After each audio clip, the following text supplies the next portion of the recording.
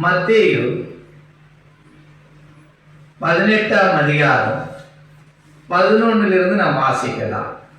மனுஷகுமாரன் கெட்டு போனதை ரட்சிக்க வந்தார் என்று இந்த வார்த்தை வெளிப்படுது.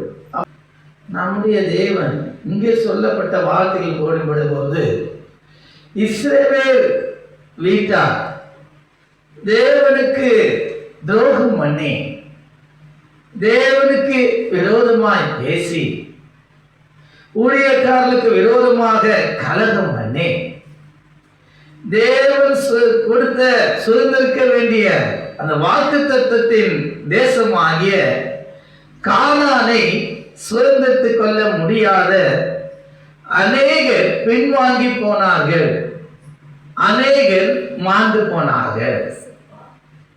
அங்கே கானானிய ஸ்திரீயின் மத்தியிலும் ஆண்டவர் சொல்லுகிற வார்த்தை, காணாத போன இஸ்ரவேல் வீட்டாருக்கே வந்தனே நன்றி, வேறொன்றுக்கு நான் என்ன பண்ணல வரல.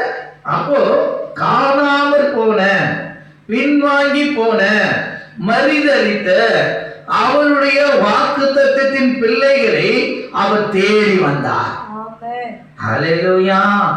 அப்ப பாருங்க, அதுல 14ஆம் வசனத்தை நாம் வாசிக்கும் பொழுது இவ்விதமாக இந்த சிறியர் ஒருவனாகிலும் கெட்டு போவது பரலோகத்தில் இருக்கிற உங்கள் பிதாவே சித்தமல்ல.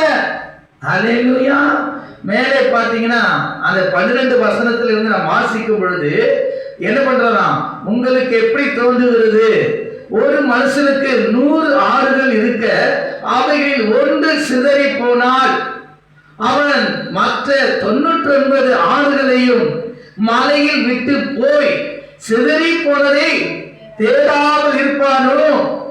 அவன் அதை கண்டுபிடித்தால் சிதறி போகாத 99 ஆடுகளை குறித்து சந்தோஷப்படுவதை பார்க்கிலும் அதை குறித்து அதிகமாய் சந்தோஷப்படுவான் என்று மெய்யாகவே உங்களுக்கு சொல்லுகிறேன். இன்னொரு வார்த்தை கூட சொல்றது, மனம் திரும்புகிற ஒரே பாவி நிமித்தம் பரலோகத்தில் என்ன வரும், மிகுந்த சந்தோஷம் உண்டாகும். நல்ல வார்த்தைகளை கவனிங்க. தேவனுடைய வார்த்தையானது நமக்கு ஒவ்வொரு நாளும் அது புதுமைகளாக இருந்து புதிதானவர்களை கற்றுத்தருகிறதா இருக்கிறது. ஹல்லேலூயா. அப்ப பாருங்க, அவர் கெட்டு போனதை ரட்சிக்க வந்தார்.